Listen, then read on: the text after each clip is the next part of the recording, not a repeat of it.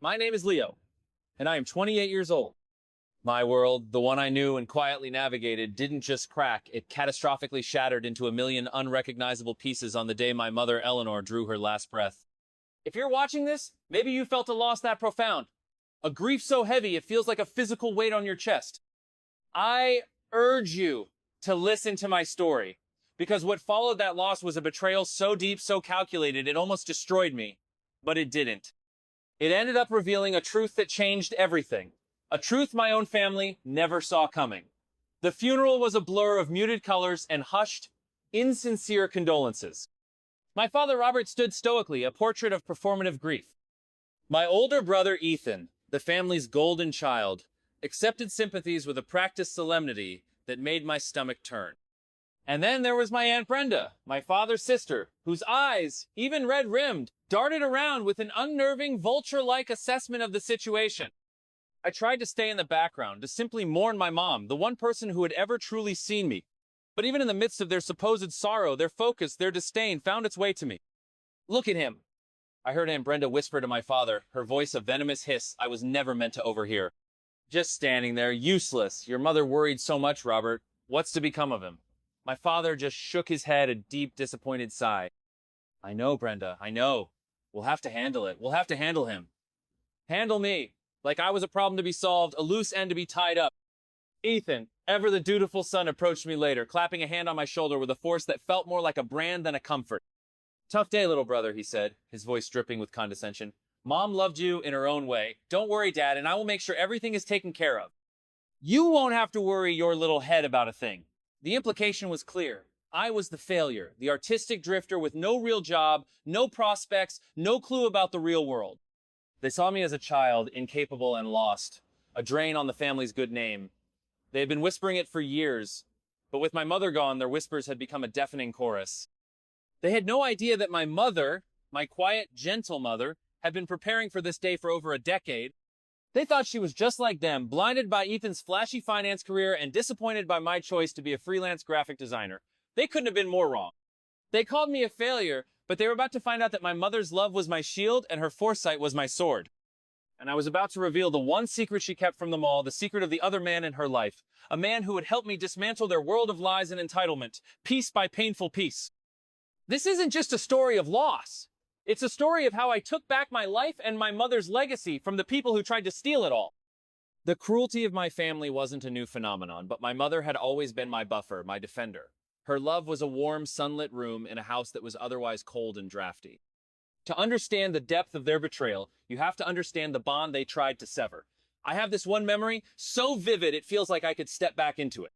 I was 16, and I just spent a month working on a portfolio of digital art for a contest. It was my passion, the only thing that made sense to me in a world that felt increasingly alien. I poured my heart into every pixel, every brush stroke. When I finally showed my father, he barely glanced up from his newspaper. "Art?" he'd scoffed. "There's no money in that, Leo. Look at your brother. Ethan is interning at a brokerage firm. That's a real future. This is a hobby." Ethan, who was 18 and already reeked of cheap cologne and ambition, had laughed. "Maybe you can design a logo for my first company, little bro." For free, of course. I felt that familiar sting of shame, the feeling that my very essence was a disappointment. I retreated to my room, ready to delete the files, to give up, but then my mother knocked softly and came in. She didn't say anything at first. She just sat next to me and asked me to show her. So I did. I walked her through each piece, explaining the story I was trying to tell, the feeling I wanted to evoke. She listened with an intensity no one else ever afforded me. Her eyes, the same warm hazel as mine, saw the detail, the effort, the soul I'd woven into the work. When I was done, she put her hand over mine on the mouse. "Leo," she said, her voice soft but firm. "Never let them make you feel small. Your father sees the world in spreadsheets and stock tickers. Your brother sees it as a ladder to climb over others.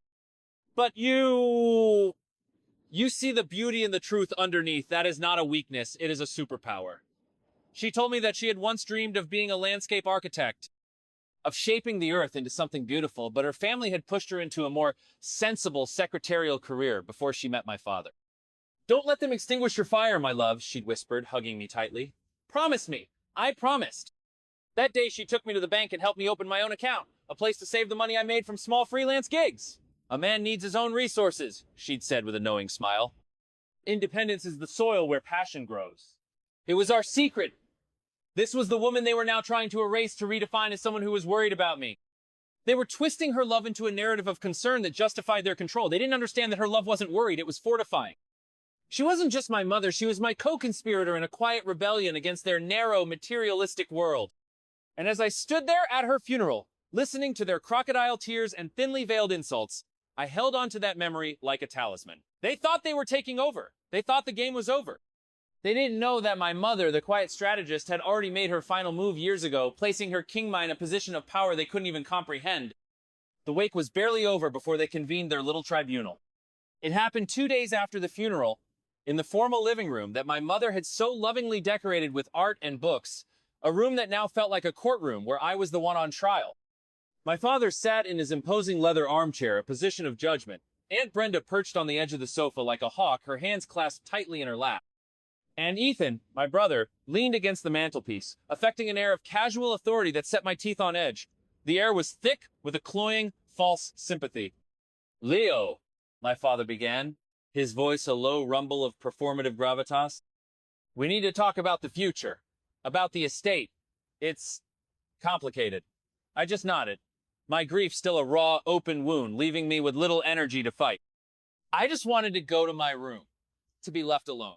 "Your mother," Brenda chimed in, her voice oozing with a sick, sweet poison, "as you know, wasn't always the most practical person.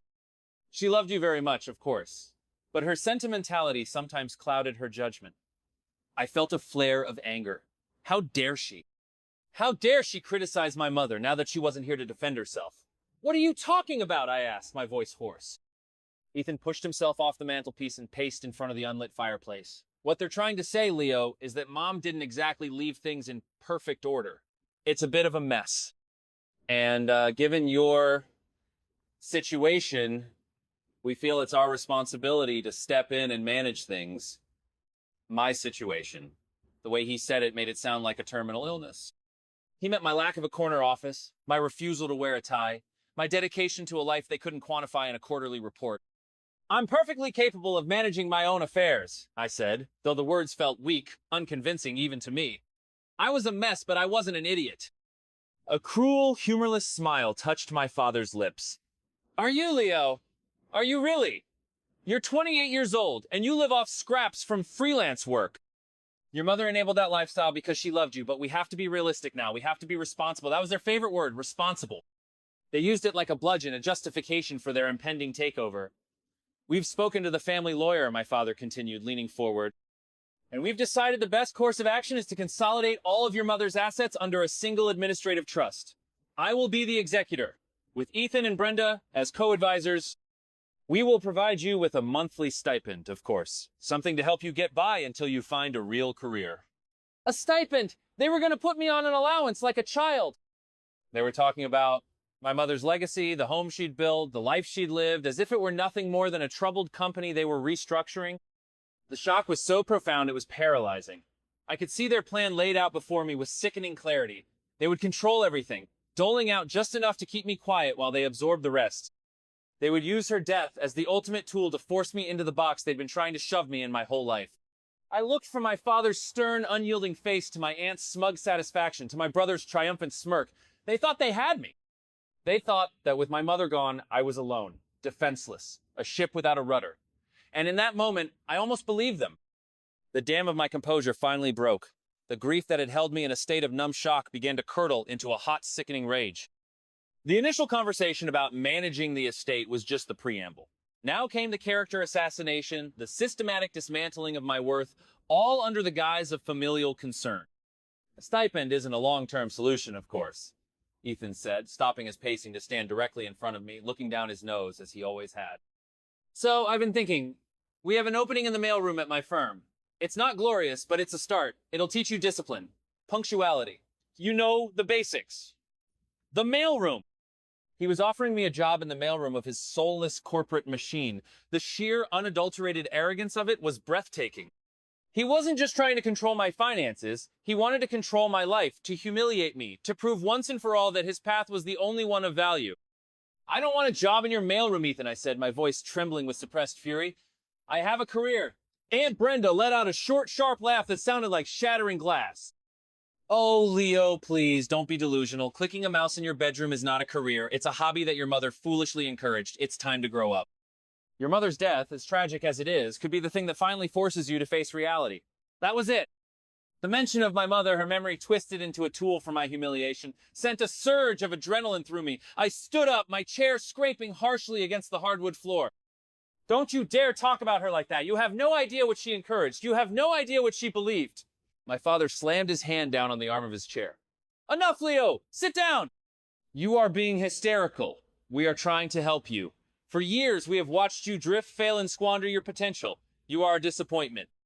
It hurts me to say it, but it's the truth. We are your family, and we are stepping in because you have proven time and time again that you are a failure. Failure. The word hung in the air, heavy and toxic. He said it with such finality, such conviction, as if it were an irrefutable fact of nature, like gravity or the rising of the sun. Ethan nodded in solemn agreement. He's right, Leo. Look at yourself. You have nothing. No savings to speak of, no credible employment, no future. We're throwing you a lifeline. You should be grateful. Grateful. They wanted me to be grateful for my own execution. They painted me as this pathetic, helpless creature, this cautionary tale, so they could justify swooping in like heroes to save me from myself. But really, they were just vultures circling what they believed was a fresh carcass. I looked at their three faces, a united front of sanctimonious greed, and something inside me shifted. The grief was still there, a deep, aching void, but now it had a crystalline edge. It was the birth of a cold, hard resolve. They had made a fatal miscalculation. They assumed my quietness was weakness, they mistook my different path for being lost, and they had completely, utterly underestimated my mother. I didn't scream, I didn't cry. I just looked at my father and said, with a quiet intensity that seemed to unnerve them, "You have no idea what you're talking about." Then I turned and walked out of the room, leaving them in a stunned, indignant silence. I didn't know the full truth yet, but I knew my mother, and I knew she would never have left me to the mercy of these wolves. The days that followed were a cold war fought in the hallways of the house I grew up in. My family treated me with a sort of clinical pity, as if I were a patient who refused to take his medicine. They spoke in hushed tones when I entered a room, and their conversations were filled with phrases like legal necessities and probate timelines. Every interaction was a reminder that they considered me an obstacle, a problem to be managed. My breaking point came when I directly asked about my mother's will. We were in the kitchen, a space once filled with the smell of her baking and the sound of her laughter, now sterile and silent. "I want to see the will," I stated plainly, looking directly at my father as he poured his morning coffee. He didn't meet my eyes. He fussed with the sugar bowl, his movements deliberately slow and dismissive. "Leo, we've been over this. It's being handled by the lawyers. It's a process. These things take time." "What does it say?" I pressed, refusing to be put off. "I'm her son. I have a right to know."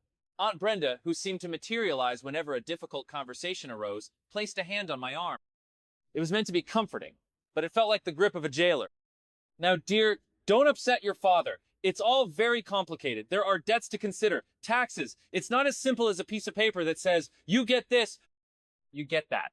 It was the way she said it, the condescending, patronizing tone that implied I was too simple-minded to grasp the complexities of the adult world. Ethan walked in then, already dressed in his crisp suit, a walking monument to their definition of success. "He's still on about this?" he asked my father, completely ignoring my presence. "Dad, just tell him. There's no point dragging it out."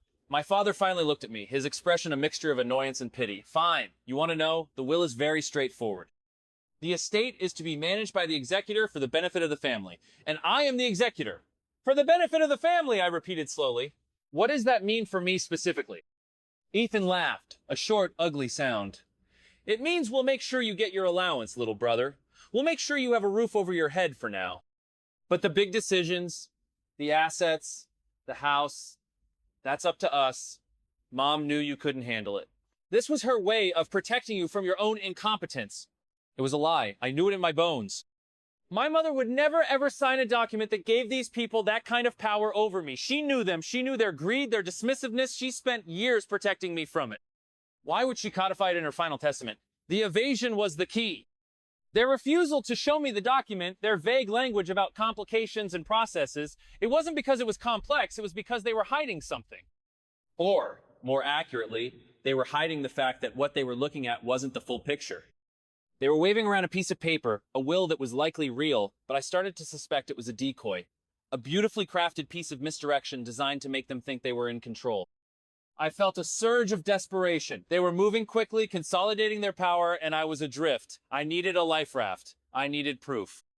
I needed to find a crack in the wall of lies they were building around me. That night, unable to sleep, I felt an inexplicable pull towards her room, a space they hadn't yet sanitized of her presence. I needed to feel close to her, to find some sign, some message she might have left for me. I didn't know what I was looking for, but I knew I had to find it. My mother's bedroom was a sanctuary. They hadn't dared touch it yet, and it remained just as she'd left it. Her scent, a faint mix of lavender and old books, still lingered in the air. It was a painful, beautiful reminder of everything I had lost. I didn't turn on the main light, relying instead on the soft glow from the hallway, letting my eyes adjust to the shadows. I wasn't looking for anything specific, just hoping for a feeling, a memory, a sign. I ran my hand over the collection of porcelain birds on her dresser, each one a gift from me over the years. I sat on the edge of her bed, the floral quilt cool beneath my hand. My eyes scanned the room, landing on the small antique music box on her bedside table. It was a gift from her own mother, a piece she cherished. I'd always loved it as a child. It played a simple, haunting melody, a Debussy piece. I picked it up. Its polished wood, smooth and familiar. I hadn't opened it in years. My fingers traced the intricate carvings before I lifted the lid. The familiar tinkling notes began to play, a ghost of a sound in the quiet house.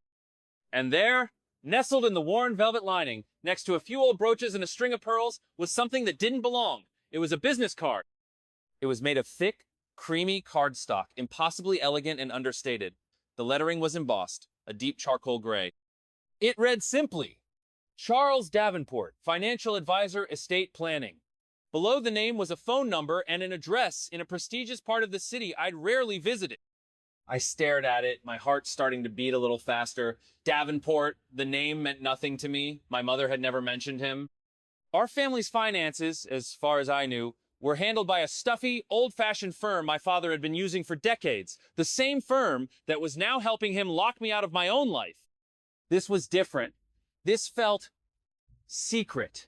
Why would she have this? Why would it be hidden here, in her most personal space? A financial advisor, the other man in my mom's life.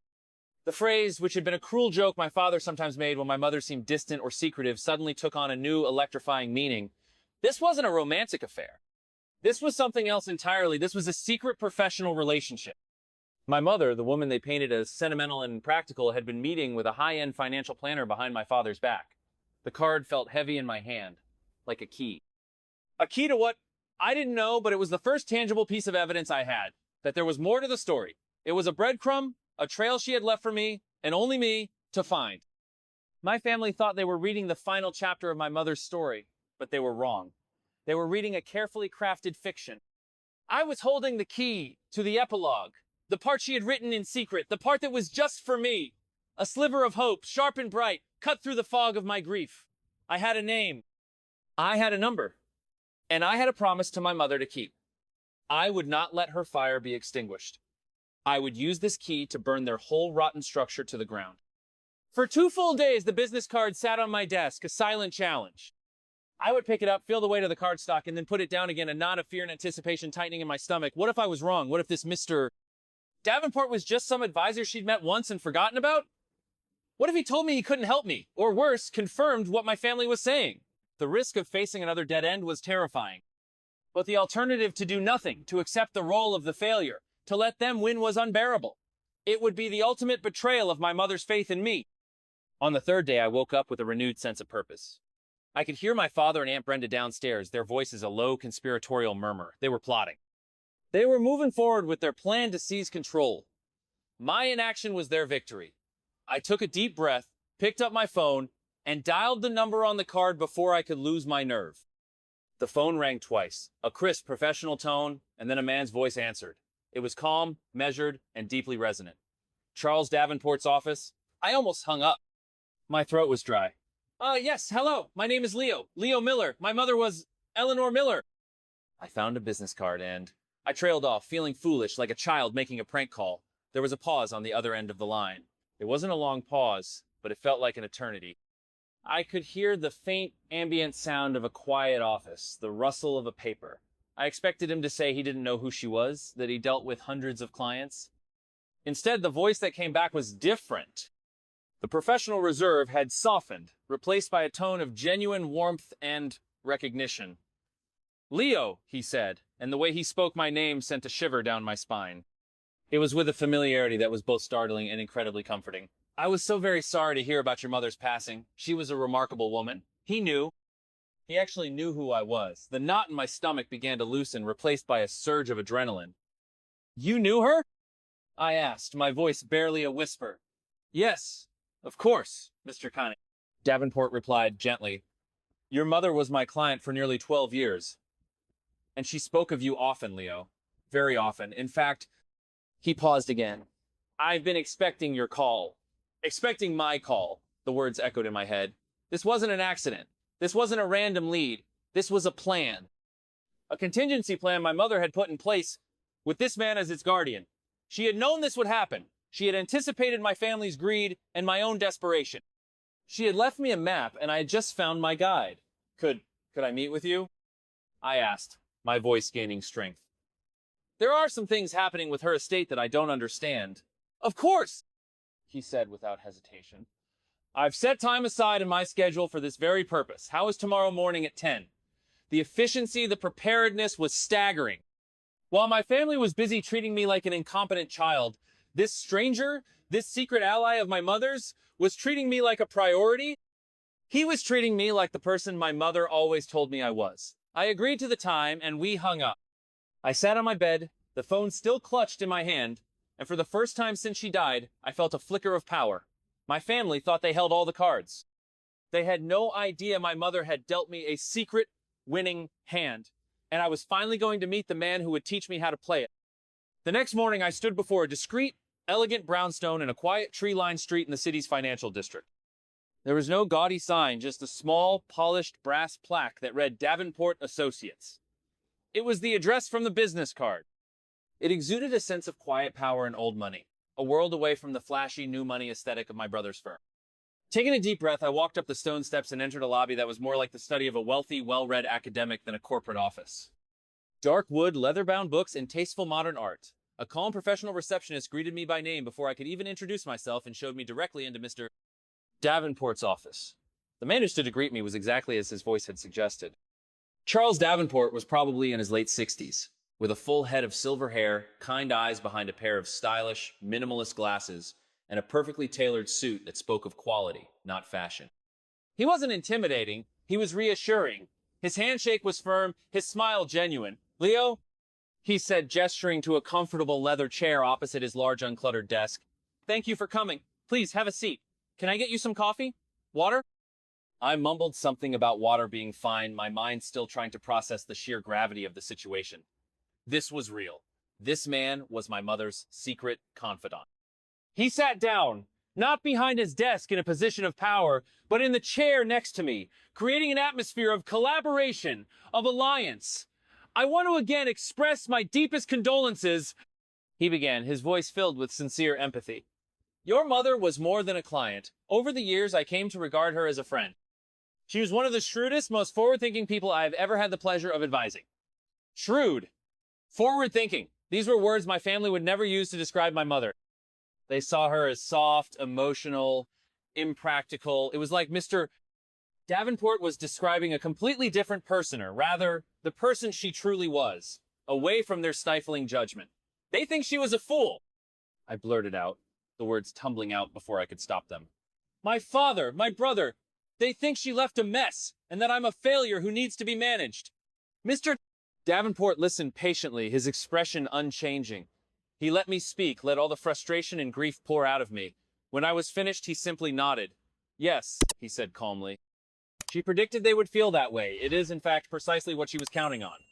He then turned to his desk and picked up a thick, leather-bound portfolio. He placed it on the coffee table between us. Leo, what your father is dealing with, the will he is executing, is what your mother and I used to call the decoy estate. It's the portion of her assets she left visible, the part she knew your father would feel entitled to. It was designed to keep them busy. My mind reeled. A decoy estate. The concept was audacious, brilliant, and something I would have never imagined. But why? I asked. Your mother loved you very much, Mr. Davenport said, his eyes meeting mine. And she was deeply concerned. Not about you, Leo. She had unwavering faith in your talent and your character. She was concerned about them. She hired me over a decade ago, shortly after your father made a series of disastrous investments with her inheritance from your grandparents, losing a substantial amount. He never told her the full extent of it, but she found out. From that day on, she began to build a second life, a financial fortress, if you will. A place to protect her own earnings and what was left of her inheritance for the one person she knew would honor her legacy. He paused, letting the weight of his words sink in. That person, Leo, is you, he opened the portfolio. My world was about to change forever. Mr. Davenport opened the thick portfolio, and the first page he turned to was a simple, elegant summary sheet. It had names, account numbers, and balances. My eyes scanned the page, but the numbers weren't registering. They seemed impossibly large, like figures from a corporate earnings report, not a personal account. I saw savings accounts, investment portfolios, mutual funds, all under a holding company I'd never heard of. I don't understand, I stammered, pointing at the paper. What is all this? This, Leo, Mr. Davenport said, his voice calm and steady, is your mother's real legacy. This is the financial life she built in secret. For years, every time she received a dividend check, a portion of her own modest income, or a disbursement from what was left of her family's original trust, she would divert a percentage of it here, into a series of accounts and investments that your father has no knowledge of and no legal access to. He explained that my mother, after discovering my father's financial recklessness, had become a quiet student of money. She read books, followed the market, and worked with Mr. Davenport to make smart, conservative investments that grew steadily over time. She played the part of the financially naive wife, all while secretly outmaneuvering my father at every turn. It was an act of breathtakingly long-term rebellion. She knew that your father's primary motivation was money and the appearance of success, Mr. Davenport continued, turning another page. And she knew that he viewed your brother Ethan as an extension of that success. She also knew that they both viewed you as differently. He chose his words carefully, but I knew what he meant. They viewed me as a liability.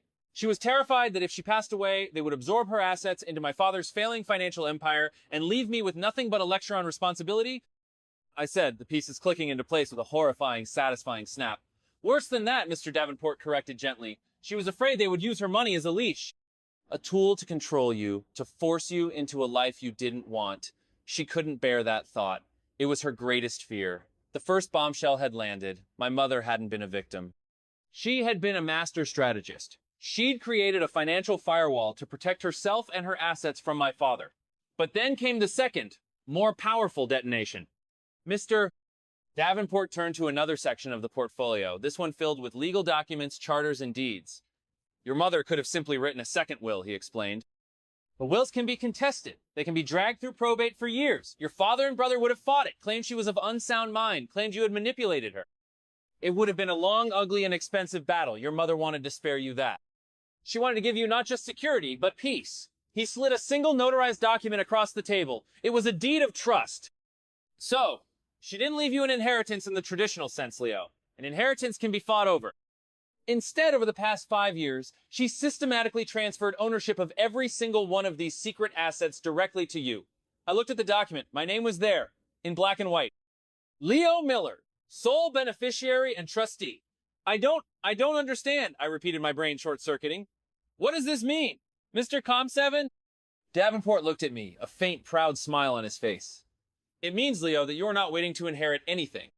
It means that for the last several years, you have been, without your knowledge, a very wealthy man. This isn't your mother's money anymore. It's yours. It has been all along.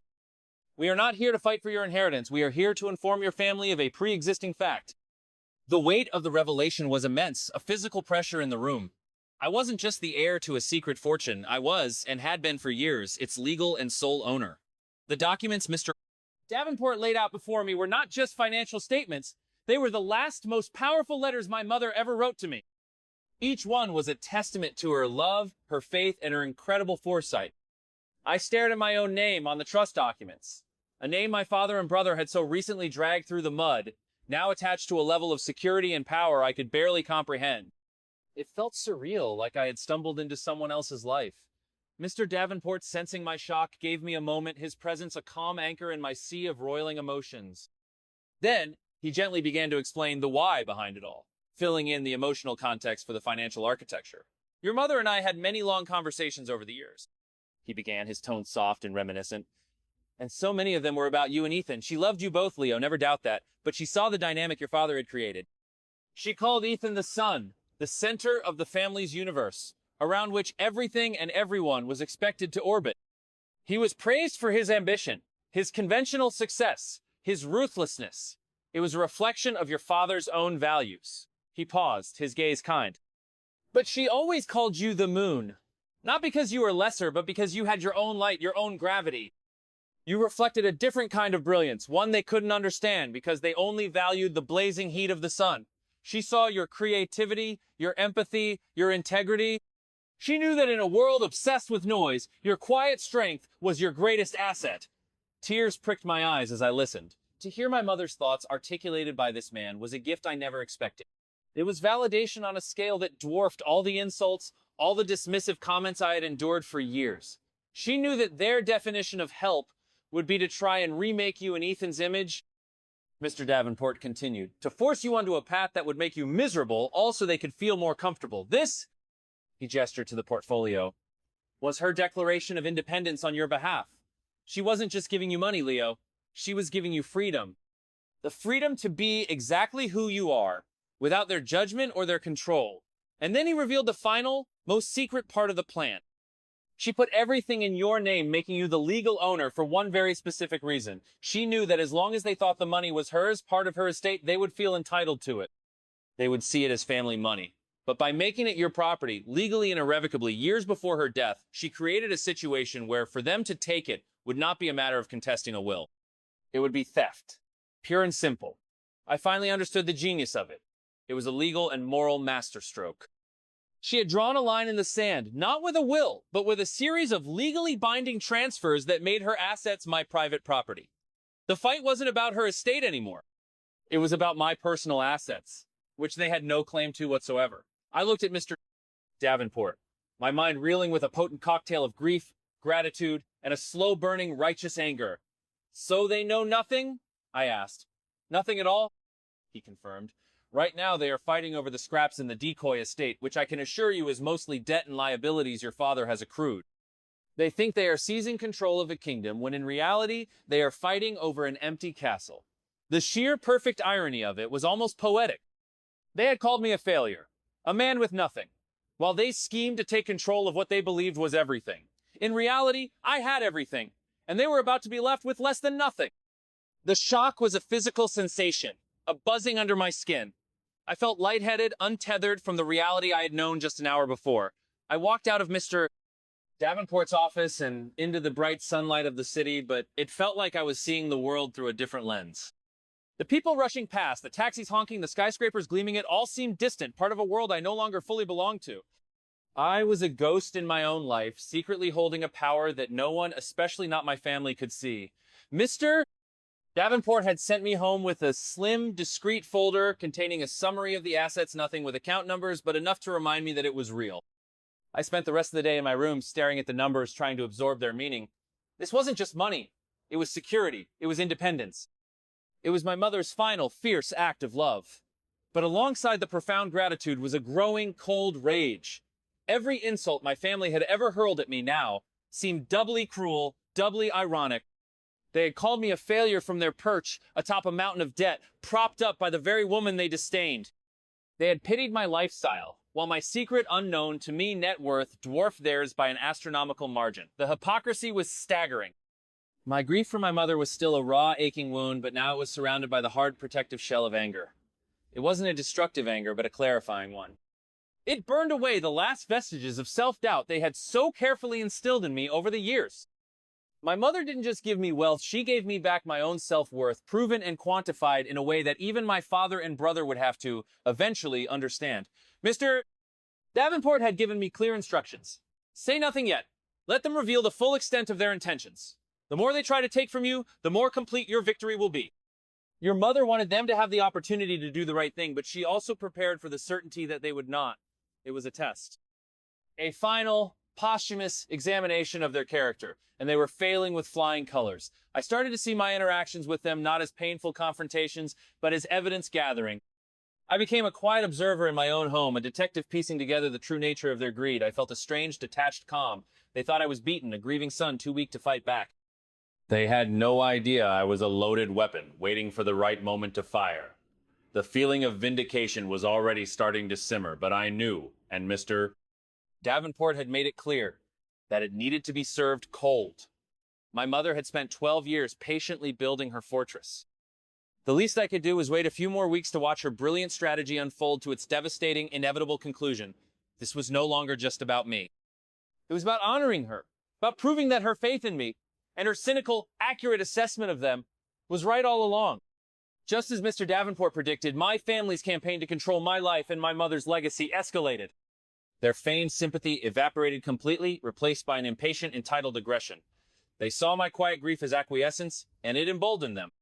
The next major blow came about a week after my meeting with Mr. Davenport. They called another family meeting, this time with a chillingly cheerful demeanor. My father, Robert, even attempted a smile, which looked more like a grimace on his stern face. "Leo," he announced, as if bestowing a great gift. "We've had a wonderful offer on the house. A developer is buying up several properties on this street, and they've given us a price that is frankly too good to pass up." I felt the blood drain from my face. The house. This wasn't just a building. It was the repository of every memory I had of my mother. Her garden in the back, the kitchen where she taught me how to cook, the living room where she read to me. It was the only place I still felt her presence. "Sell the house?" I asked, my voice dangerously quiet. "You can't!" "This is Mom's house." Aunt Brenda patted my hand with that infuriatingly condescending gesture of hers. "It was your mother's house, dear. Now it's an asset of the estate. And as the executor, your father has determined that selling it is the most financially responsible decision. The upkeep is expensive, and frankly, it's too much house for just you." Ethan, ever the pragmatist, chimed in with a tone of finality. "The market is at a peak, Leo. Holding on to it would be emotionally driven and financially stupid. We have to be smart about this. The proceeds from the sale will go into the trust to be managed for everyone's benefit." For everyone's benefit! I knew exactly what that meant. The money would be used to pay off my father's debts and to further fund Ethan's extravagant lifestyle. And what would I get? A pittance. And what about me? I asked, testing them, wanting to hear them say it. "Where will I live?" My father sighed, the picture of a long-suffering parent dealing with a difficult child. "We've discussed this. We'll give you a portion of the proceeds, a lump sum. Enough for a security deposit on a small apartment and a few months' rent. A fresh start. It's more than generous, Leo. It will force you to finally stand on your own 2 feet. Force me!" There was that word again. They weren't helping. They were issuing ultimatums. They were going to make me homeless, ripping away the last bastion of my mother's memory, and they were framing it as a favor. They were so confident, so sure of their power. They brandished the decoy will like a weapon, certain it gave them the ultimate authority. I looked at them, at their greedy, self-satisfied faces, and I felt nothing but a cold, hard resolve. I thought of the real deed to the house, the one tucked safely away in Mr. Davenport's office, with my name on it as the owner of the trust that held the title. They were trying to sell a house that they didn't even own. The audacity was matched only by their ignorance. I simply nodded. "Okay," I said softly. My apparent defeat seemed to thrill them. They exchanged triumphant glances. They thought they had finally broken me. They thought the last obstacle had been removed. They had just walked deeper into the elegant, inescapable trap my mother had set for them. And I was now the willing, patient bait. My next meeting with Mr. Davenport was starkly different from the first. The shock and grief had been replaced by a steely determination. I walked into his office, not as a victim seeking help, but as a general arriving at a command center to plan the next phase of a campaign. I recounted the conversation about the house, detailing their smug pronouncements and their generous offer to make me homeless. Mr. Davenport listened without interruption, his hands steepled before him. A single, perfectly shaped eyebrow rose when I mentioned their plan to sell the property. When I was finished, he allowed a small, thin smile to grace his lips. "Perfect," he said, the word cutting through the air with the precision of a scalpel. "They are behaving exactly as Eleanor predicted. Their arrogance is our greatest asset." We spent the next 2 hours in a deep strategic session. It felt less like a financial consultation and more like plotting a psychological thriller. Mr. Davenport, it turned out, was not just a brilliant financial advisor. He was a master of human nature. He understood my family's pathologies as if he had studied them for years, which, in a way, he had, through my mother's eyes. "The goal here is not simply to claim what is yours, Leo," he explained, his tone serious. "Your mother was very clear on this point. The goal is to create a moment of irrefutable truth. A moment where they are confronted, in no uncertain terms, with the reality of their own character and the consequences of their actions. She wanted them to see themselves as she saw them, as you see them. The plan we formulated was one of elegant, patient entrapment. It had 2 main phases.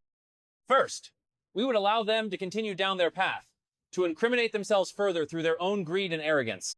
Second, we would orchestrate a final, definitive confrontation, where all truths would be revealed at once, leaving them with no room to lie, deflect, or play the victim. They have called you a failure, Mr. Davenport said. So, you will play the part of the failure, but with one crucial difference. You will document everything. From that day forward, I became an actor in my own life. I feigned despair and helplessness. I let their insults wash over me.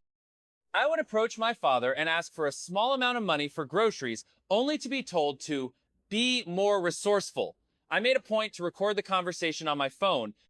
The audio file a testament to his manufactured cruelty.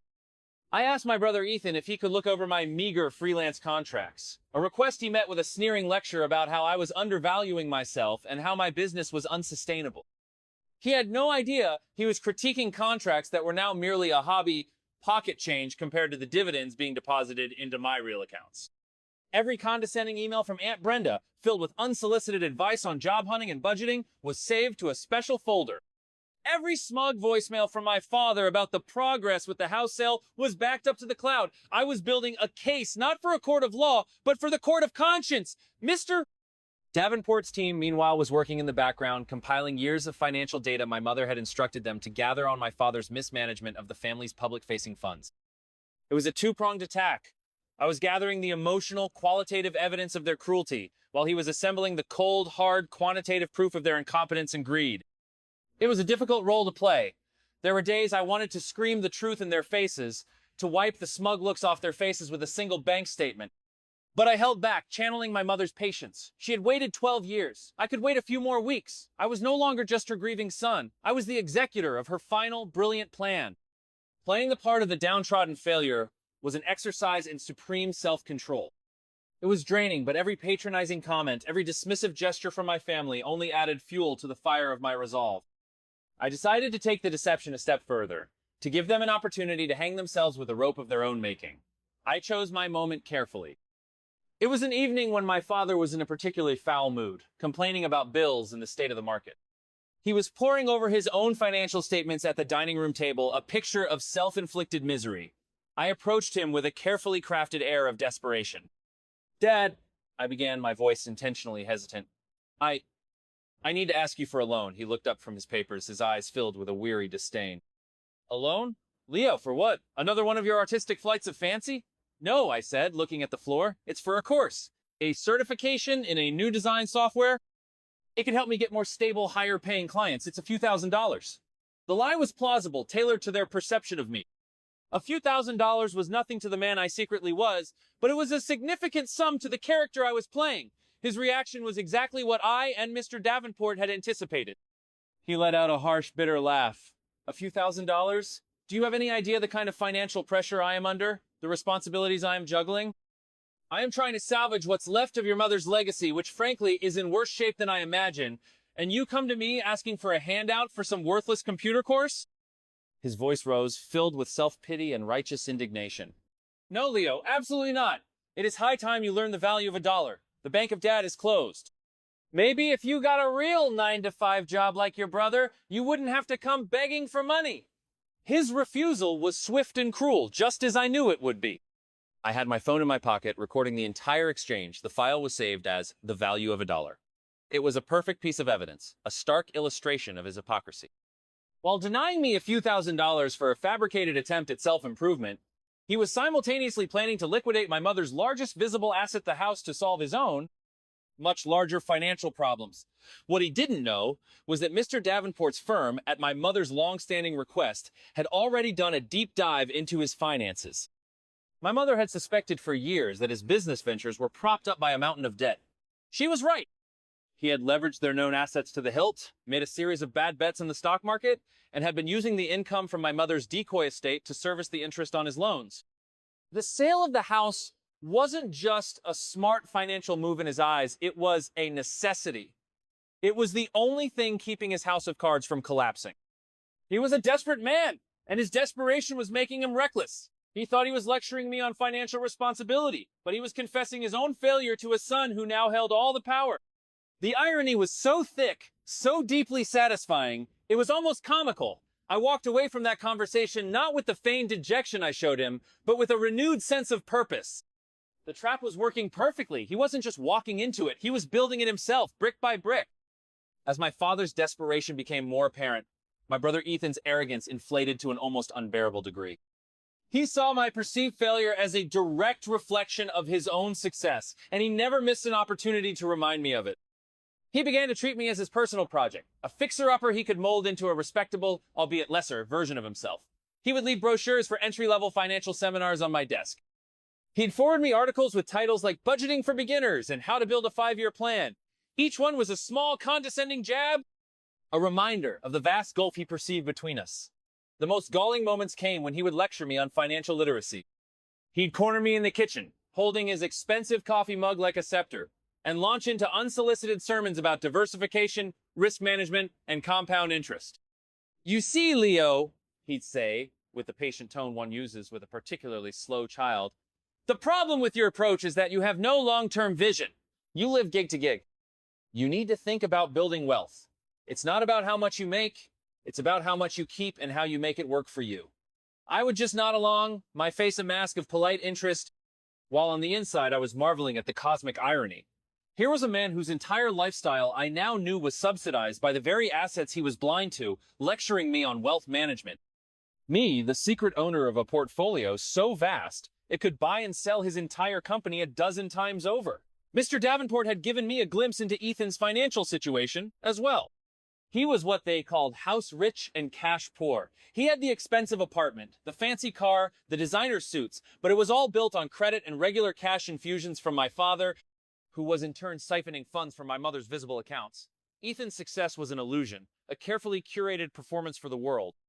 One evening he came into my room, a look of profound seriousness on his face. "I've been looking at the numbers for the house sale," he said, sitting on the edge of my desk without asking. "After we clear Dad's debts and set aside a portion for taxes, there will be a decent amount left over. I've been working on a proposal for how to invest it. An aggressive growth strategy. I think I can double the principal in 5 years." He was already planning how to gamble with my mother's legacy, with the proceeds of the home he was kicking me out of. He saw it as his money, his to play with, his to leverage for his own glory. I had to physically restrain myself from laughing in his face. Instead, I just looked at him with what I hoped was a look of weary resignation. "Whatever you think is best, Ethan," I said, playing my part. "You're the expert." His chest puffed out. My submission to his expertise was exactly what his ego needed to hear. "Exactly," he said, standing up. "It's good that you're finally starting to understand how things work, Leo. Don't worry, I'll make sure Mom's money is put to good use. I'll make her proud." He had no idea how wrong he was. He thought he was on the verge of taking control of his mother's legacy. In reality, he was just a pawn in her brilliant posthumous chess game, about to be sacrificed to protect the king. His arrogance wasn't just a character flaw, it was a strategic vulnerability my mother had banked on, and it was about to lead to his and my father's complete undoing. After weeks of playing the part of the defeated son, of gathering my evidence and allowing my family to expose the depths of their greed, the time finally came to set the stage for the final act. Mr. Davenport and I agreed that we had everything we needed. We had recordings of their manipulative conversations, a paper trail of their dismissive emails, and a complete financial workup of my father's hidden debts and my brother's subsidized lifestyle. Most importantly, they had informed me that they had accepted an offer on the house and had a closing date in less than a month. Their timeline had become our deadline. It was time to spring the trap. I initiated the final confrontation myself. I approached my father, aunt, and brother as they were having dinner, a united front of smug conspirators. I adopted my now perfected persona of the lost, slightly pathetic son. "Can I talk to you all for a minute?" I asked, my voice soft. They exchanged annoyed glances, as if my interruption was a major imposition. "What is it, Leo?" my father asked, his tone impatient. "I've been thinking about the estate, and about the house," I said, wringing my hands for effect. I have a proposal I'd like to make, something that might work for everyone." Their interest was immediately piqued. "A proposal from me?" They could barely conceal their smirks. They likely imagined I was going to beg for a larger share of the proceeds from the house sale, or perhaps offer to sign away any future claims for a one-time payout. My apparent willingness to negotiate from a position of weakness was, to them, a sign of my final surrender. "A proposal?" Ethan said, a mocking smile playing on his lips. "This should be interesting. Okay, little brother, let's hear it." "Not here," I said firmly, a flicker of my true resolve showing through. "I'd like to discuss it formally. I've asked someone to help me put my thoughts together, a professional. I'd like us all to meet at his office tomorrow. The mention of a professional gave them a moment's pause. A professional? What professional? Aunt Brenda asked, her eyes narrowing with suspicion. You can't afford a professional. He's a friend. I lied smoothly. He's helping me as a favor, please. It's important. It's about settling everything for good. My father considered it for a moment. He saw this as the final nail in the coffin, a formal meeting where the failure, Leo, would be guided by some no-name friend to accept their terms. It was a chance for him to formalize his control, to have me sign away my rights in a setting that felt official. It appealed to his sense of order and authority. Fine, he declared, his voice booming with authority. We will be there. Where is this meeting? I gave him the address. The address of the elegant, discreet brownstone belonging to Davenport Associates. He didn't recognize the name or the location, of course. To him, it was just some neutral ground where his victory would be finalized. They agreed to the time, confident that they were walking into a formality, a final signing off on their brilliantly executed plan. They had no idea they weren't walking into a negotiation. They were walking into a reckoning. They thought they were attending the reading of my surrender. They were, in fact, attending the reading of my mother's true and final will. The following morning, I arrived at Mr. Davenport's office half an hour early. I was dressed not in my usual casual attire, but in a well-tailored dark gray suit that Mr. Davenport's assistant had helped me pick out the week before. It felt like armor. When my family arrived, precisely on time, their collective confidence was so palpable, it was almost a physical presence in the room. They walked into the quiet, tasteful lobby, their expressions a mixture of impatience and smug anticipation. But the setting immediately began to work its subtle magic. This was not the office of some small-time friend. The quality of the furnishings, the quiet professionalism of the receptionist, the palpable air of wealth and influence, it was not what they expected. I saw a flicker of unease in my father's eyes. Ethan's confident stride faltered slightly as he took in the surroundings. This was a world he aspired to, but was not yet a part of. They were shown into a large, intimidatingly formal boardroom. A long, polished mahogany table dominated the space, surrounded by imposing leather chairs. At the head of the table was a large screen, currently blank. I was already seated at the table, not at the head, but to the right of it. To my left, in the chair beside me, sat Charles Davenport, a picture of calm authority. My family stopped in the doorway, their united front momentarily breaking. They saw me, not in my usual jeans and t-shirt, but in a suit that was likely more expensive than my brother's. They saw me sitting next to a man who radiated power and influence. This was not the scene they had envisioned. Their home field advantage was gone. The narrative they had so carefully constructed of the pathetic son begging for scraps was already beginning to crumble. Leo, what is this? My father demanded, his voice a low growl. He was trying to reassert his dominance, but the environment was working against him. Who is this man? Please, have a seat, Mr. Davenport said, his voice smooth and commanding. He gestured to the chairs on the opposite side of the table. They hesitated, then reluctantly sat down, looking like a delegation being called before a king. They were visibly uncomfortable, their body language defensive. Aunt Brenda clutched her purse in her lap. Ethan's arms were crossed tightly over his chest. My father's jaw was clenched. Thank you all for coming, I said, my voice steady and clear. It didn't tremble. It didn't waver. Hearing it, I felt a surge of my mother's strength. I said I had a proposal, but first, before we discuss the future, I think it's important to review the past few weeks. I looked directly at each of them, making eye contact, holding their gaze. Their arrogance was still there, but it was now tinged with confusion and a growing sense of dread. The balance of power in the room had fundamentally shifted. They had walked into my world now. And they were about to find out that the failure they had created was a phantom, and the reality was their worst nightmare. The show was about to begin. I let the silence hang in the air for a moment, letting their discomfort marinate. Then, I began.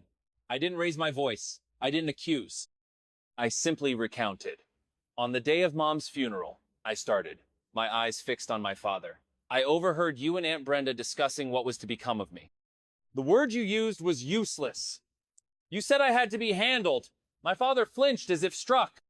Aunt Brenda's face paled, her mouth opening slightly in protest, but no sound came out. I then turned to Ethan. And you, Ethan. You told me not to worry my little head about things, that you and Dad would take care of everything. A few days later, you offered me a job in your mailroom to teach me discipline. Ethan's smug mask slipped, replaced by a sullen glare. He wasn't used to having his own words thrown back at him in such a clinical, unforgiving setting. I continued. Methodically, chronologically, We had a meeting in the living room where you collectively informed me that Mom's sentimentality clouded her judgment. You told me I was a drifter, a squanderer of potential, a disappointment. I paused, then delivered the line that had echoed in my mind for weeks. Dad, you looked me in the eye and you called me a failure. You said it was the truth. The air in the boardroom grew thick and heavy. I wasn't being emotional. I was being factual, presenting a case history of their cruelty with the detached precision of a surgeon. This wasn't a hysterical outburst. It was a deposition. You refused to show me the will, citing complications. You decided to sell my mother's house from under me and offer me a pittance to get on my feet. You were going to throw me out of my own home and call it a favor. Each statement was a hammer blow chipping away at their self-righteous facade. They had said all these things, yes, but they had said them in the context of their own power, in the echo chamber of their shared disdain for me. They never expected to hear them repeated in this sterile, silent room, in front of a powerful stranger, where the words sounded not like righteous, tough love, but like what they truly were. Petty, cruel, and greedy. My father finally found his voice, sputtering with indignation. Now see here, this is a complete misrepresentation. We were acting out of concern. We were trying to help you. Who do you think you are, bringing us here to lecture us? And who the hell is this? He jabbed a finger across the table at Mr. Davenport. This was the moment I had been waiting for. The moment the two worlds, the secret world my mother built and the false world they inhabited, would finally collide. I let my father's angry question hang in the air for a beat, then I leaned forward slightly, my expression calm, my voice even. You're right to ask, Dad, I said. You've been wondering about him for years, haven't you? I remember you and Aunt Brenda whispering, wondering if Mom had a secret, some other man in her life, because she seemed so distant from you. Aunt Brenda gasped, her hand flying to her chest. My father's face turned a shade of mottled red. I had struck a nerve, a deep-seated insecurity he had harbored for years. I looked from his furious face to the calm, composed man sitting beside me. Then I looked back at my father. Well, you were right. She did have another man in her life. A very important one. Dad, Aunt Brenda, Ethan, I'd like you to formally meet Mr. Charles Davenport. He was my mother's most trusted confidant and her secret financial advisor for the last 12 years. The name Charles Davenport meant nothing to them, but the title secret financial advisor landed with the force of a physical blow. A collective, stunned silence fell over the room. The confusion on their faces was slowly being replaced by a dawning, horrified comprehension. They had built their entire strategy on the assumption that they knew everything, that they were in control of the full picture. The existence of a secret advisor, a 12-year relationship hidden from them, shattered that assumption completely. That's not possible, my father stammered, shaking his head in denial. Eleanor and I, our finances were handled by Peterson Croft for 30 years. That is correct. Miss Davenport spoke for the first time, his voice calm and authoritative, cutting through my father's blustering. Mrs. Miller maintained her public-facing accounts with your chosen firm. She did so to maintain domestic tranquility. However, her personal inheritance and all of her private income were managed independently by me. Mr. Davenport picked up a remote, and the large screen at the head of the table flickered to life. The first image that appeared was a simple logo for a holding company. E.L.M. Ventures. Your wife, Robert. Mr. Davenport continued, his tone clinical, was a remarkably astute investor. After a significant financial loss traced back to your own portfolio management in the early 2000s, she decided to take a more active and private role in securing her own financial future. He clicked the remote. The screen changed to a flowchart, showing a complex web of trusts, investment accounts, and holding companies, all flowing from that central entity, ELM Ventures. The numbers displayed next to each account were staggering. 7 figures, 8 figures, it was a financial empire they never knew existed. My brother Ethan, the finance expert, stared at the screen, his mouth agape. He recognized the structures, the sophisticated layering of assets. This wasn't the work of an amateur. It was the work of a master. And the architect of it all was the woman they had dismissed as sentimental and impractical. This is a lie! A fraud! Aunt Brenda shrieked, her voice high and shrill. She would never have done this! She loved her family! Indeed she did, Mr. Davenport said, his gaze unwavering. She loved her family so much that she took extraordinary measures to protect her son from the predictable greed of certain members of it. He clicked the remote again. A new slide appeared. It was titled, Distribution of Assets. It showed 2 columns. One column was labeled, The Estate of Eleanor Miller, Executor, Robert Miller. Beneath it was a list of the assets they knew about. The joint savings account, nearly empty, her old stock portfolio, underperforming, and the house. The total value was significant, but not life-changing. The second column was labeled ELM Ventures. Trustee, Leo Miller. The value listed beneath it was more than 20 times the amount in the first column. I watched their faces. My father's face was ashen. Aunt Brenda looked like she was going to faint, and Ethan looked utterly, completely defeated. The numbers on that screen, the irrefutable proof of a world they never saw, had just invalidated his entire existence, his entire sense of superiority. They hadn't been managing an estate.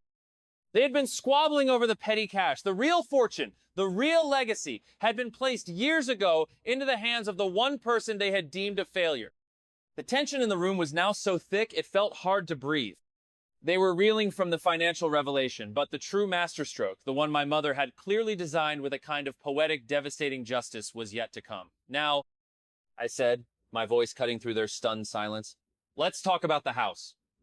My father seized on this, a drowning man grasping for a piece of wreckage. The house, yes, he said, trying to regain some semblance of control. The house is the primary asset of the estate. As executor, I have made the decision to sell it. The closing is in 3 weeks. He looked at Mr. Davenport, a challenge in his eyes. And that is my legal right. Mr. Davenport didn't flinch. He simply gave a slight, almost imperceptible nod to an assistant standing by the door. The assistant entered and placed a single leather-bound document in the center of the table. I'm afraid that won't be possible, Robert. Mr. Davenport said, his voice retaining its infuriating calm. My father scoffed. And why not? The deed is in her name. The will gives me executory power. It's simple probate law. That would be true. Mr. Davenport conceded if Eleanor had still owned the house when she passed away. But she didn't. He gently pushed the document towards my father. If you would care to examine the title history, you will find that 6 years ago, Eleanor sold the house to a private family trust. The entity that currently holds the deed is called the Northwood Property Trust. Ethan, the finance bro, suddenly looked up, a flash of horrified understanding on his face. He knew what a private trust was. It was a way to move an asset outside of an estate, to make it immune to probate and the claims of creditors or disgruntled heirs. For the past 6 years, Mr. Davenport continued, his voice as steady as a surgeon's hand. The Northwood Property Trust has been leasing the property back to you and your wife for the nominal fee of $1 per year. A fact that, I see from your expression, she also neglected to mention. My father stared at him speechless. The blood had drained from his face. He was a trespasser in his own narrative. Who controls this trust? Aunt Brenda whispered, her voice a dry rasp. Mr. Davenport looked at me. I looked at my father. I do. I said, my voice clear and strong. My mother made me the sole trustee and beneficiary of the Northwood Property Trust on my 21st birthday. She gave me the house 7 years ago. I leaned forward, resting my arms on the polished table. You're not selling my mother's house, Dad. You're trying to sell my house. The home I have legally owned for almost a decade. The home you are currently living in, at my discretion. And the developer you've been negotiating with? I had Mr. Davenport inform them this morning that the property is not and will not be for sale. The deal is dead. The final beautiful, devastating piece of the puzzle clicked into place. The meltdown was instantaneous and spectacular. My father, a man who had built his identity on control and authority, slammed both fists on the table, his face a mask of purple rage. You! This was you! He roared, pointing a trembling finger at me. You and her! You conspired against me in my own home! Aunt Brenda began to sob, not tears of grief, but of thwarted greed. After everything we did for her, for this family, this is how she repays us? By turning her own son against us? Ethan was silent, but his face was a portrait of utter humiliation. He had been played not just by me, but by the mother he thought was so simple. His expertise, his entire worldview had been proven a sham. They had lost. Completely. Irrevocably. And on every front imaginable. Just when they thought it couldn't possibly get any worse, Mr. Davenport delivered the coup de grace. He let my father's rage subside into sputtering, impotent fury before he spoke again, his voice dropping to a serious, almost grave tone. There is one final matter to discuss. He clicked the remote. The screen, which still showed the deed information for the house, changed to a new slide. It was a series of spreadsheets showing cash flows and account transfers dating back several years. The title of the slide was Analysis of the Decoy Estate Finances. As part of my advisory role to Eleanor, Mr. Davenport began. She expressed concern about certain financial irregularities in the account she held jointly with you, Robert. At her request, my firm has been conducting a quiet, ongoing audit for the past 3 years. He pointed to a highlighted column on the spreadsheet. These transfers, for example, regular monthly withdrawals from Eleanor's personal investment account, the one she held with Peterson Croft. The recipient account belongs to a shell corporation, which, after some digging, we found is owned by you, Ethan. Ethan looked as if he had been electrocuted. His eyes darted from the screen to his father in panic. The funds were used, it appears, to subsidize your apartment lease, your car payments, and several maxed-out credit cards. Mr. Davenport stated with no emotion whatsoever. He then turned his attention to my father. And these transactions, Robert? Large sums moved from Eleanor's accounts to cover margin calls on your personal brokerage account. Essentially, you were using her assets as collateral for your high-risk and ultimately failed investments. You were draining her funds to cover your own financial incompetence. The room was deathly silent. The air crackled with the unsaid words. Embezzlement, fraud, theft. This is... My father started, but his voice broke. He had no defense. The numbers were there in black and white, projected for all to see. Your mother, Mr. Davenport continued, his voice now holding a sharp, steely edge, was a kind and forgiving woman, but she was not a fool. She left me with very specific instructions. She hoped that you would all do the right thing upon her passing. She hoped your better natures would prevail. He paused, letting the bitter irony of that statement land. However, she prepared for the alternative. Her instructions state that if any attempt was made to disinherit, defraud, or otherwise deprive her son Leo of his rightful place in security, I was to turn over this complete file. He tapped a second, even thicker portfolio on the table to the district attorney's office. The evidence here is more than sufficient to open a criminal investigation into felony financial elder abuse and embezzlement. He looked at my father, then at Ethan. She didn't want to do this. But she loved her son more than she feared your reaction. She built him a fortress, and she also laid mines at the gate for anyone who tried to storm it. This was the final checkmate. It was no longer just about financial ruin or humiliation. It was about public disgrace, lawyers, and the very real possibility of prison. They had thought they were fighting for money. They had just found out they were fighting for their freedom, and they had already lost. The fight drained out of them completely, replaced by a primal, desperate fear. Their blustering, their entitlement, their rage, it all evaporated, leaving behind 3 pale, terrified people who had just seen the abyss open up beneath them. The power in the room was now absolute, and it was all mine. I had let Mr. Davenport handle the technical and legal dismantling of their world, as per my mother's plan. But the final words, the final judgment, had to come from me. I stood up, the movement drawing their terrified eyes. I looked at my father, whose face was a ruin of broken pride. I looked at my aunt, who was openly weeping now, her face buried in her hands. And I looked at my brother, who refused to meet my gaze, staring instead at the polished surface of the table as if it held the answers to how his life had so suddenly and completely imploded. My voice, when I spoke, was not triumphant or angry. It was quiet, cold, and final. All my life, I began, you have defined me by what I am not. Not a businessman. Not ambitious, not successful, not like Ethan. You saw my choices as a reflection of my failure. You never once stopped to consider that my choices were just that mine. A deliberate rejection of the hollow, materialistic world you worship. I took a step towards the table. You mourn Mom now, but you dismissed her in life. You thought she was weak, sentimental. You underestimated her, just like you underestimated me. You are not grieving her loss. You are grieving the loss of what you thought you could take from her. I paused, letting the truth of that statement sink in. Mr. Davenport is correct. My mother gave me instructions to pursue this legally. To see you face the consequences of what you did, not just to me, but to her. The evidence is overwhelming. You committed fraud, you stole from her. You conspired to leave me with nothing. I saw the flicker of sheer panic in my father's eyes. He opened his mouth to plead, but I held up a hand to stop him. But I'm not going to do that, I said. The faintest glimmer of hope appeared on their faces. My mother's memory will not be dragged through a sordid public criminal trial. Her name will not be associated with your crimes. Her legacy, the one she built for me, is one of peace and freedom, and I will not tarnish it with a quest for vengeance. I looked at Mr. Davenport, who gave a slight, affirming nod. This was my decision, part of the power she had entrusted to me. So, here is my proposal, I said, using the same word I had used to lure them here. The file stays with Mr. Davenport. It will not be sent to the DA, on one condition. I let the condition hang in the air. You will leave. You will pack your things and you will vacate my house within 30 days. You will not contact me. You will not try to see me. You will not speak my name. As of this moment, we are no longer family. You are strangers to me and I to you. If you violate this in any way, the file goes to the authorities the very next day. There will be no second chances. I walked to the door and opened it. The meeting is over, I said. Your 30 days start now. I walked out of the boardroom without looking back, leaving them in the ruins of the world they had built, to be supervised by the quiet, powerful man my mother had trusted to see her final wishes through. The cycle of their judgment and my pain was finally, irrevocably broken.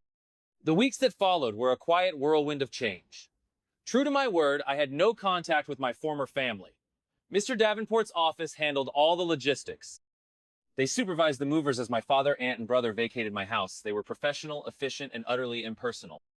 The house, when I finally re-entered it alone, felt cavernous and silent. It was clean, eerily so. They had taken their possessions, but they had also taken the suffocating atmosphere of judgment and disappointment that had permeated the walls for years. It was mine now, in every sense of the word. The first thing I did was open all the windows, letting the fresh air chase out the last ghosts of their presence. The feeling wasn't one of pure triumph, not at first. It was a complex mix of relief, sadness, and a profound sense of solitude. My mother was gone, and now so was the rest of my family. I was truly on my own, but for the first time, it didn't feel like a vulnerability. It felt like a clean slate. I began the slow process of making the house my own, while preserving the essence of my mother. I converted a spare bedroom into a state-of-the-art design studio, filled with the best equipment money could buy, something I'd only dreamed of before. I spent hours in her garden, learning the names of the plants she had so carefully tended, feeling a connection to her in the soil and the sunlight. The oppressive weight of their expectations was gone, and in its place, my own creativity began to flourish in ways I hadn't thought possible. My work with Mr. Davenport continued, but our relationship evolved. He was no longer just the guardian of my mother's secrets, he became my mentor. He patiently taught me the fundamentals of financial management, not in the condescending way my brother had, but with the respect due to the head of a significant financial enterprise. I learned about trusts, about philanthropy, about responsible stewardship. I realized my mother hadn't just given me money. She had given me a new, all-consuming project, to become the man she always knew I was, a man of substance, capability, and integrity. I wasn't the failure they had painted me as. I was a student, and I was learning quickly. The wealth was a tool, a resource, but Mr. Davenport helped me see that its true value lay in the freedom it provided, the freedom to build a life of purpose, a life that would have made my mother proud. The grief for her was still there, a quiet companion in the large, empty house. But it was changing. It was no longer a raw, open wound. It was becoming a source of strength, a constant reminder of the incredible love and faith that had set me on this new path. My new beginning was not about forgetting the past, but about honoring it in the best way possible. By living well, by being happy, and by embracing the future she had so brilliantly secured for me. As I settled into my new reality, I knew that simply living well wasn't enough. The fortune my mother had built was born from a place of defense, a shield to protect me. But I wanted to transform its purpose from a defensive one into a creative, positive force in the world. I wanted her legacy to be more than just the story of her secret victory over my father's greed. I wanted it to be a testament to her values, the values she had instilled in me long before I knew about any of this: empathy, creativity, and the belief in human potential. I met with Mr. Davenport and a team of philanthropic advisors. I told them about my mother, about her aborted dream of being a landscape architect, about her unwavering support for my artistic passions, about the quiet strength she embodied. Together, we began to structure a charitable foundation. It wasn't a decision born of guilt or a desire for public recognition. It was a genuine, heartfelt need to channel my gratitude into action. We decided to name it the Eleanor Miller Foundation. Its mission would be twofold. First, it would provide scholarships and grants to promising young artists, designers, and creators from low-income backgrounds, people like me, who had passion and talent but lacked the resources and familial support to pursue their dreams. It would be called the Quiet Fire Grant, a nod to the words she had spoken to me all those years ago. Second, the foundation would fund community garden projects and urban green spaces in underserved neighborhoods. It was a way to honor her love for landscape architecture, to bring the beauty and peace she found in nature to people who needed it most. The act of creating the foundation was transformative. It gave a profound sense of purpose to the numbers on a balance sheet. This money was no longer just my security, it was a tool to empower others. It was a way to amplify my mother's love and spread it far beyond the confines of our family. Every board meeting, every grant proposal I reviewed, every photo I saw of a scholarship recipient or a new community garden taking root felt like a conversation with her. I was taking the ultimate gift she had given me, freedom, and paying it forward. My family had accused me of being a drifter with no purpose. Now I had a purpose so large it would outlive me. They thought I was a failure with no future. Now I was building futures for others. It was the ultimate, most beautiful irony. The wealth was not the legacy. The freedom it purchased was not the legacy. The legacy was the good that could be done with it. I was no longer just the keeper of my mother's fortune. I was the steward of her enduring spirit. And it was a job I intended to do for the rest of my life. In the first year after the confrontation, I had adhered strictly to the terms of our separation. I had no contact with them, and they, under the threat of legal action, had no contact with me. But news, as it often does, travels through the grapevine of distant relatives and former family friends. The picture it painted was a grimly satisfying one, a portrait of karma delivered with quiet efficiency. My father, Robert, without the house as an asset and without access to my mother's funds, had been forced to declare bankruptcy. His house of cards had collapsed spectacularly. He and Aunt Brenda had moved into a small rented condominium in a less than desirable suburb, a world away from the stately home they had tried to steal. The man who had lectured me on the value of a dollar was now reportedly living on a meager social security check, his pride shattered, his authority gone. The dark irony was not lost on me. He had spent his life chasing the appearance of wealth, only to end up with nothing, while I, the son he disdained for his lack of financial ambition, was now managing a fortune he couldn't even comprehend. My brother Ethan, the golden child, had perhaps the most precipitous fall. Without the steady, secret infusions of cash from his parents, his high-flying lifestyle came to a screeching halt. His expensive car was repossessed. He was forced to move out of his chic downtown apartment. But the biggest blow came at work. His reputation was built on an illusion of success. And when the money dried up, the illusion shattered. His performance faltered, his confidence evaporated, and, as the story went, he was quietly let go from his prestigious firm for performance-related issues. The last I heard, he was working a mid-level sales job, the very definition of the mediocre corporate life he had always claimed to be above. The golden child was tarnished, his brilliance revealed to be nothing more than the reflected glare of money he hadn't earned. I took no joy in their suffering, but I did feel a profound sense of rightness, of cosmic balance restored. Their downfall wasn't a result of my revenge. I hadn't lifted a finger against them since that day in the boardroom. Their ruin was entirely self-inflicted. It was the natural, inevitable consequence of their own greed, arrogance, and cruelty. They had built their lives on a foundation of lies and entitlement, and when the truth was revealed, the entire structure had simply given way. My mother's plan had done more than just protect me. It had served as a perfect, impartial mirror, forcing them to live with the reflection of their true selves, stripped of the money and power that had hidden their ugliness for so long. They hadn't just lost a house and a fortune. They had lost the narrative that sustained them, and they were left with nothing but the bleak reality of who they had always been. A year has passed since the day in the boardroom. It's a warm summer evening, and I'm sitting in the garden, the one my mother so lovingly created. The air is fragrant with the scent of blooming roses and jasmine, and the setting sun paints the sky in hues of orange and purple. In my hand, I'm holding a framed photograph of her. It's my favorite one. She's laughing, her head tilted back, her eyes sparkling with a joy that feels so real, so present. The house behind me is quiet. It's no longer a place of conflict or ghosts. It's a home. My home. It's filled with my art, my music, and the quiet hum of a life being lived on its own terms. The pain of her physical absence is a permanent part of me. A dull ache in my heart that will likely never fully disappear, but it's no longer the all-consuming grief that it once was. Now, it's interwoven with an overwhelming sense of gratitude that is just as powerful. I look at her smiling face in the photograph, and I feel a profound connection. I understand now that her greatest gift wasn't the money, the house, or the security. Those were just the tools. Her real gift was the unwavering, unconditional belief she had in me. In a family that valued only one narrow definition of success, she saw me for who I was and loved me for it fiercely and completely. This entire elaborate, brilliant plan was the ultimate expression of that love. It was her way of reaching through time, of protecting me even after she was gone. She had armed me not just against my family, but against the self-doubt they had tried so hard to instill in me. She had proven to me, in the most dramatic and irrefutable way possible, that I was worthy, that I was capable, that I was not a failure. I was her son. The journey through this past year has been one of unimaginable loss and incredible discovery. I lost the family I was born into, but I found my own strength. I lost the mother I loved, but I discovered the true depth and power of her legacy. I have come to realize that honoring her is not about mourning what is gone, but about celebrating what she gave me. It's about using the freedom she fought for to build a life of purpose, kindness, and creativity. It's about tending to this garden, funding a young artist's dream, and finding joy in a quiet sunset. The anger I felt towards my father, aunt, and brother has faded, replaced by a kind of distant pity. They are trapped in a prison of their own making, while I have been set free. My mother gave me the key, and I finally had the courage to use it. My name is Leo, and I am 29 years old. A little over a year ago, my mother passed away, and my world was turned upside down by the people I was supposed to be able to trust the most.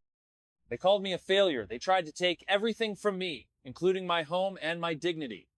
They thought that because I was quiet, I was weak, and that because my path was different, I was lost. But they were wrong. My story is a testament to the fact that you should never, ever let anyone else define your worth. The people who shout the loudest about your failures are often just trying to distract you from their own.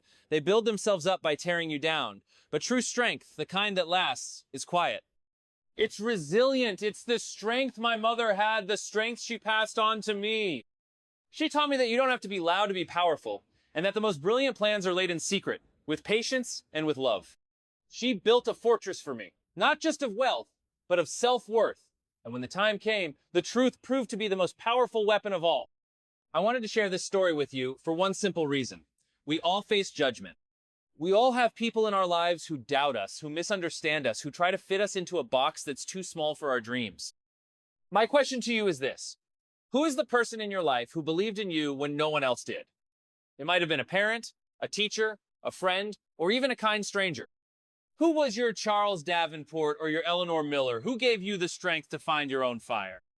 I want you to take a moment to honor that person, either in your heart or by reaching out to them if you can. And if you feel like you're that person for someone else, never, ever stop. That belief is the greatest gift you can ever give. It's a legacy that no amount of money can buy. Thank you for listening. If my story resonated with you, share it with someone who needs to hear it. And please, share your own story in the comments below. Let's create a community that celebrates quiet, strength, and unwavering belief. Never let anyone extinguish your fire.